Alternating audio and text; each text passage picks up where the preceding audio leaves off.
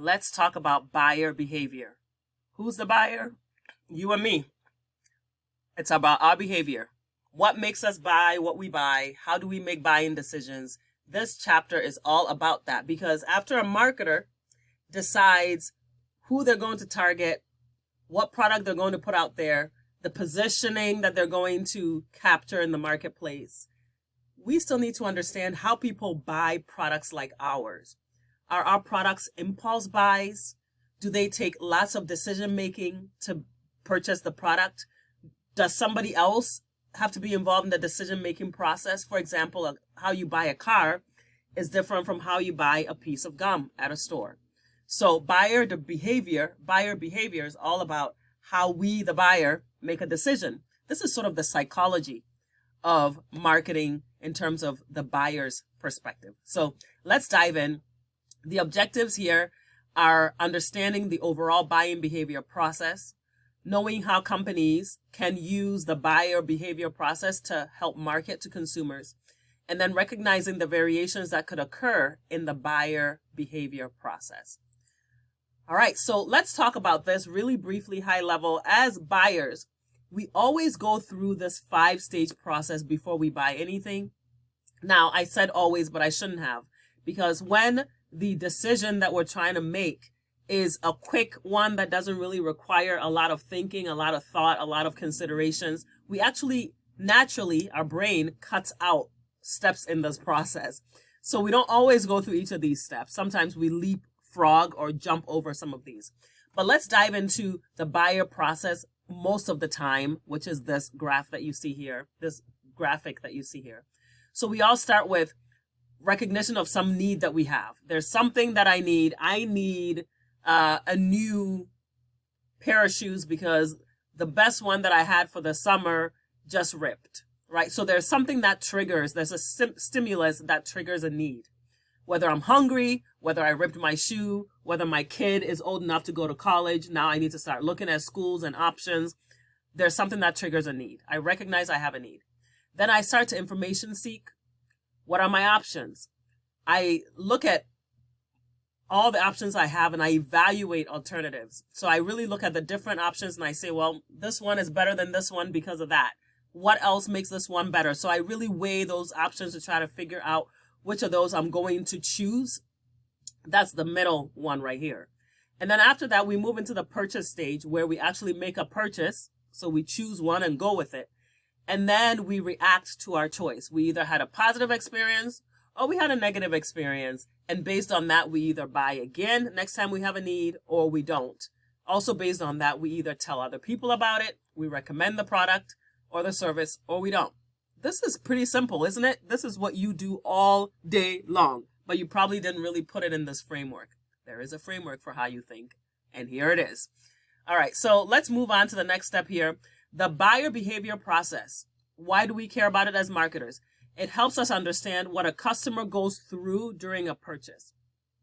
What is it that's going through your mind? What are the things that are affecting your decision? What are some considerations you're weighing in your head, maybe even at the store? If you're like me, when you're at the store, you've got your phone and you're price comparing, right? So if I'm a company and I know that people do that, I might want to make sure that I am always a really good price compared to the common competitors, right? That's an example of how, if I know my buyer's behavior involves using alternatives even when they're in store, I need to make sure that I have a way for them to price compare and see that we are better price than the competition. So again, the buyer behavior process helps marketers understand what a customer goes through during their purchase decision.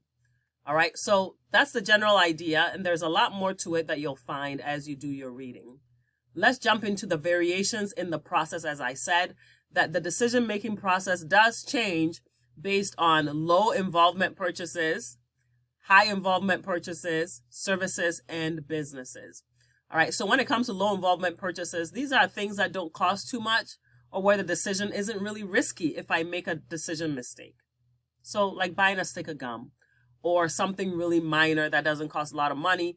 I'm not really going to go ahead and look at all these alternatives, go research everything. I'm probably going to jump from having a need to really cutting out that middle step. Remember, the middle step we just talked about was using information search. What are my options out there?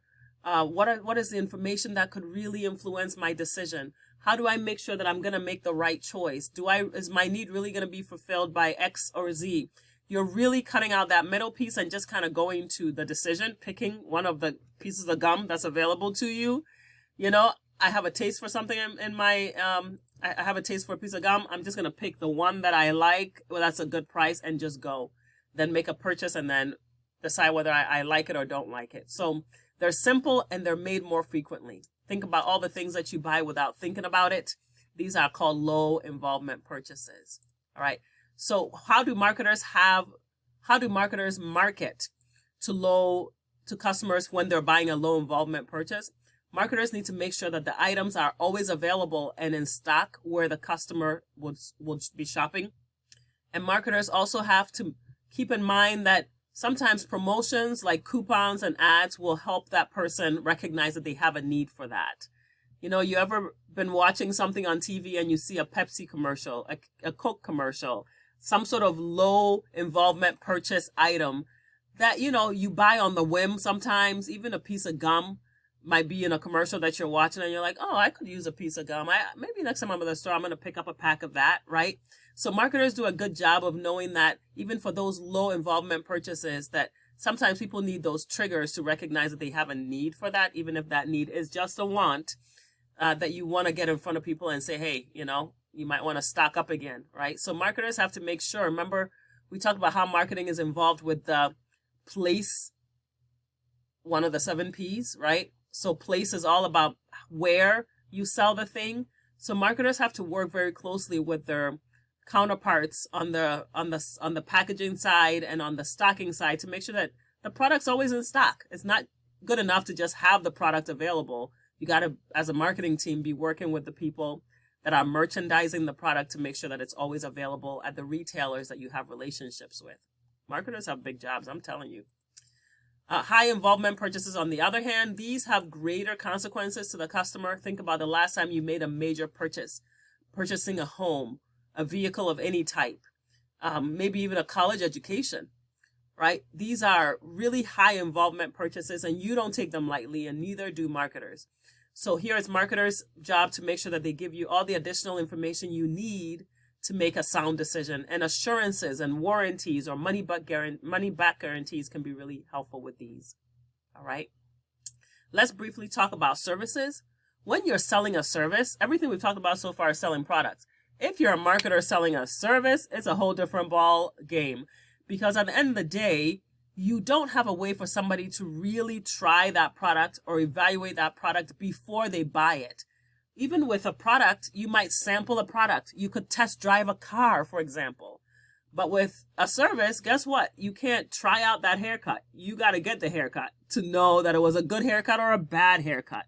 With a college education, you can't kind of try it out. Sure, you can shadow somebody, but you don't really know till you go through it, right?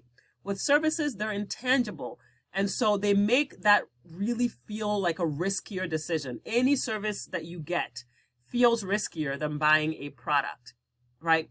So because it's harder to judge, it's really important for marketers to give trustworthy signals and actually be trustworthy. Think about if you're somebody that likes to fly to different places. Maybe you've taken an airplane. Maybe you don't like it, but you had to take an airplane from point A to point B.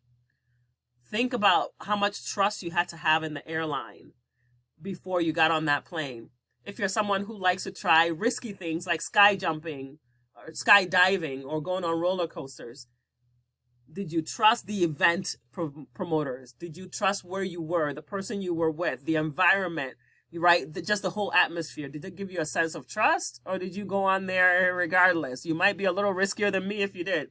But the whole idea is if you're getting a service and not a physical product, that you really have to do it first, the consumer. So yes, you're still going to evaluate your need and information search, but then look, you make your purchase, and then after you've made the purchase, you're like, would I go there again? Would I try that again? Would I go somewhere else? You kind of evaluate your alternatives after the fact. and then you react to your purchase decision. So it's quite different. And then, so when it comes to how marketers should market to services or market for services, you really are trying to convey credibility and trustworthiness. And your job is to make sure that people that are potential buyers for your business see all the trust signals that you have. You know, we have XYZ ratings. We are recommended by 9 out of 10 people. We have this many years in business. All of those trust signals are really quite not just helpful, but they're almost required for services, for people to make a sound decision when they're in their buyer decision process. And I told you there was another type of decision. We've talked about low involvement, high involvement. We've talked about service decisions. And now this fourth one is B2B decisions, where a business is purchasing from another business. Think about a college that buys its supplies from another business, right? It's not me buying a couch for my home. It's me buying a whole room of seats for students. So I'm dealing with a business. There are lots of different types of business customers. Companies are one. Government, when a government is buying from you, that is a B2B transaction. The government is a business. You're a business, right?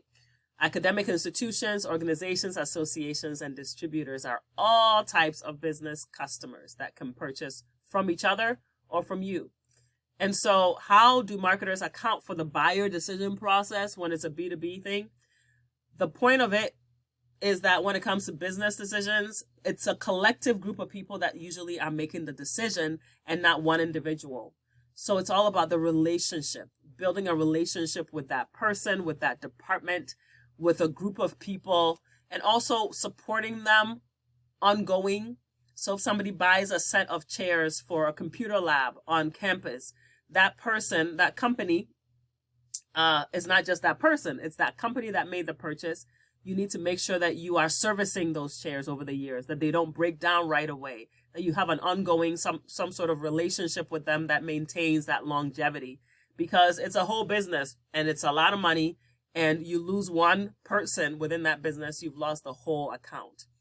And also prepare relevant information. You know that that business has unique needs. You know that that business maybe has a specific requirement. That's why they purchased the chairs the way that they did, the certain size, a certain distance apart.